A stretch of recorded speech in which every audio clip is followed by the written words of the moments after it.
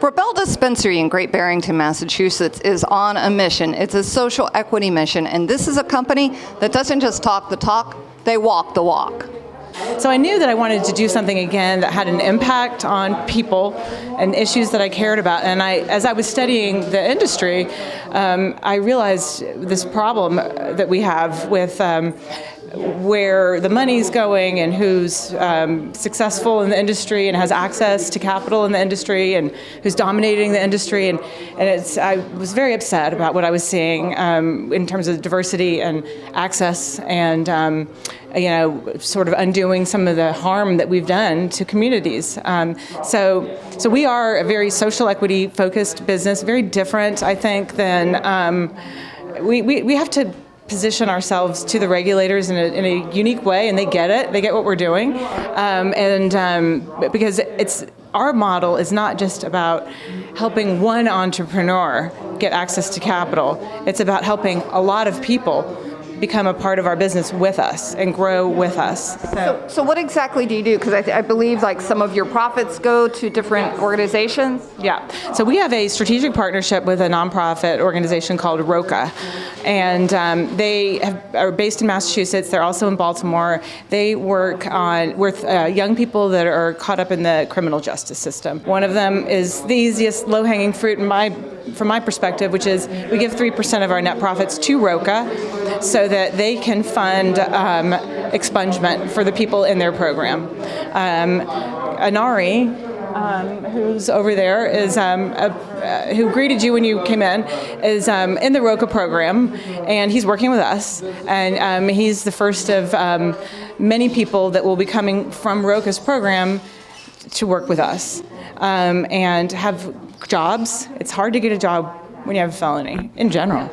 And it's hard to get a job with a felony in the cannabis industry. And one of the other things that we're doing is not just giving jobs, and this is something that I'm not done building, but giving equity to people, all employees who come work with us.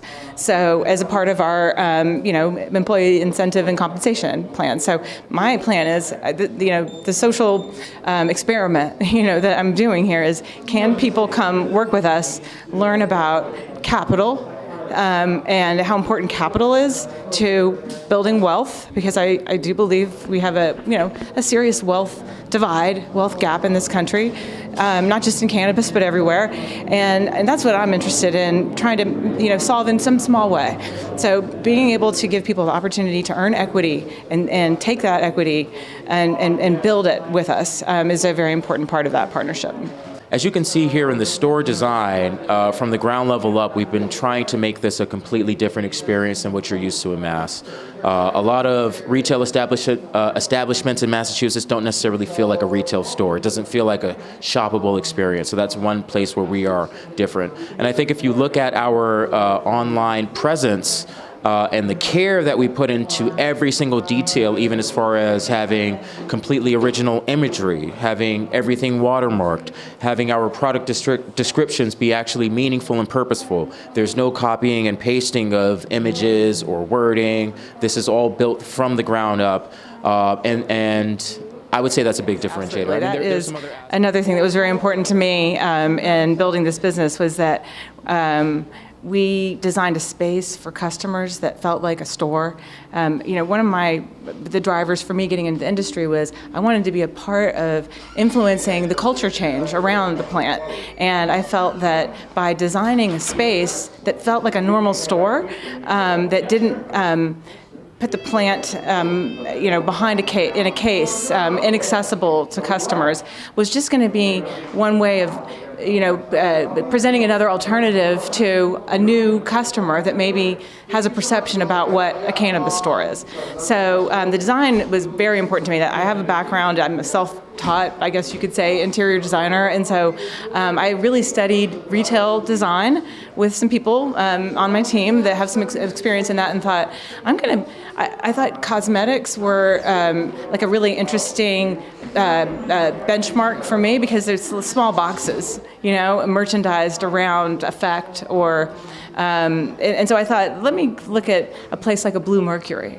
I love Blue Mercury, and I really have tried to emulate like our growth strategy around theirs in many ways. The first thing I wanted to do was build a store that was known for curating the best products.